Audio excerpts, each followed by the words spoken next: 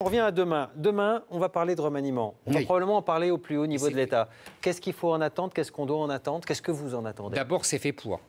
C'est fait pour que vous en parliez et qu'on n'en parle plus de la défaite. Comme ça, en termes de communication, on passe à autre chose. Vieux truc.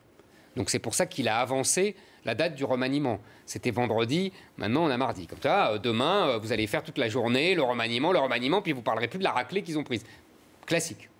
Maintenant, pour le reste, moi, franchement, j'en attends rien. Je le dis depuis la semaine dernière.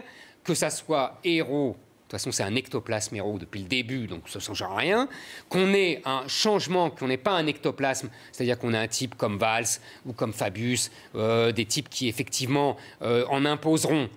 C'est pas rien, bah oui. Ah, c'est pas rien humainement et politiquement, oui. Mais c'est rien sur le fond, puisque la politique ne pourra pas être changée. Il fut un temps où Zemmour croyait que les hommes pouvaient faire l'histoire. Oui, moi, je crois. Et moi, je crois. Et je pense que c'est pas la même chose si on nomme Delanoë ou Valls. Je pense qu'on atteint un point de non-retour et que Valls va refuser de rester au gouvernement si Hérault est renommé et comme Premier ministre, même pour un mois. Je suis prêt à prendre les paris et d'après ce que je sais, c'est ce qui est en train de se passer. Je suis plus marxiste que toi. Vous avez entendu tout à l'heure Jean-Marc Ayrault qui disait il faut entendre le message, il va falloir faire quelque chose et il va falloir le faire autour d'une majorité rassemblée. Manuel Valls, dans la bouche de Jean-Marc Ayrault, c'est pas la majorité rassemblée. On voit bien les pots de banane qui sont déjà glissés à Matignon même sous les chaussures de Manuel Valls. Alors comment on gère ça à gauche? Comment François Hollande gère ça? Comment on gère ça? Il y a un président de la République française, c'est-à-dire qui normalement, censément, est détenteur d'une autorité suprême que lui a conféré le suffrage universel. Voilà. Donc, je pense que si lui, il n'a pas l'autorité pour imposer l'autorité de Valls, mais qu'est-ce qu'il va faire? Qu'est-ce qui se joue ce soir? Qu'est-ce qui se joue là à minuit 20? C'est qu'il n'arrive pas à imposer Valls. C'est qu'il y a une pression pour garder Hérault. Les adversaires de Valls sont montés tous au créneau depuis 24 heures. Ça ne date pas de 24 heures d'ailleurs, depuis une semaine. Et il y a eu une nouvelle vague cet après-midi parce que le choix s'était arrêté sur Valls et que maintenant on est dans le rapport de force et que c'est vrai que les adversaires ont eux aussi des arguments qui font valoir. Mais ça, attendez, moi il y a quelque chose que je ne comprends pas là. Valls, vous allez m'en faire, ça y est, c'est le nouvel homme providentiel.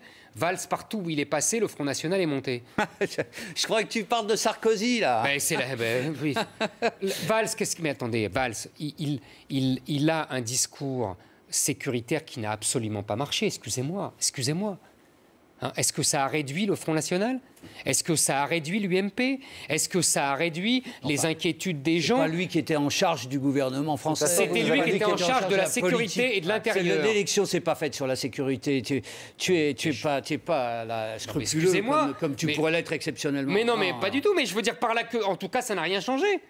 Oui, mais attendez, je veux dire. Donc Valls, pour vous, Valls, Hérault, même combat, ça changera. De toute façon, il a dit qu'il attendait rien de rien pour commencer. Donc comme ça, c'est clair. Il a se coucher d'ailleurs. Il est tard. Mais oui, il est tard. Alors on va quand même avancer un petit peu si vous le voulez bien. Non mais Ségolène Royal à l'éducation, ça vous aide pour Éric Zemmour? Non, je suis. Vous l'avez dit à la. Non, j'ai dit que j'espère que comme elle a du bon sens, elle supprimera les ABCD de l'égalité et autres fadaises et elle virera les membres du lobby LGBT où ils n'ont rien à faire à l'école. Bon. Ça, j'espère qu'elle aura ça. C'est votre seule attente ce soir?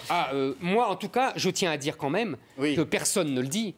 Mais que tout le monde croit que les gens ne votaient que pour le chômage, c'est pas vrai. Non. Moi, je suis convaincu qu'il y a une partie des électeurs ou qui ne sont pas allés voter, en particulier dans les banlieues, etc., ou qui sont allés voter contre la gauche, contre ces mesures ABCD de l'égalité, GPA et compagnie. Tout le baratin de Najat Vallaud-Belkacem. C'est une raclée pour Najat Vallaud-Belkacem ce soir. Il faut le dire publiquement quand même. Qui dit défaite, il se fait le ventriloque du peuple, ça un côté drôle. Mais parce que personne ne dit, personne n'en parle. On parle que du chômage. Tu crois que les gens, ils attendent des maires qui règlent le chômage? Il ne faut pas exagérer quand même.